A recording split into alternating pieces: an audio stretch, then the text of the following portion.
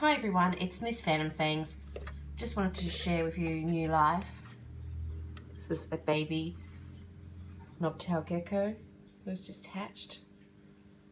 Its sibling hatched yesterday, so I knew this one was close.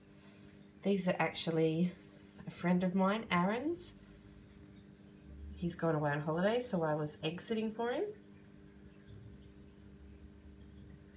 I'm sure he's going to be very excited.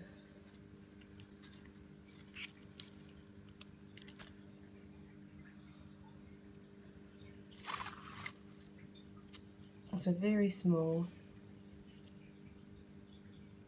I'll be setting her up in a little container in a moment. Just wanted to share how gorgeous they are when they hatch. Alright, thanks for watching.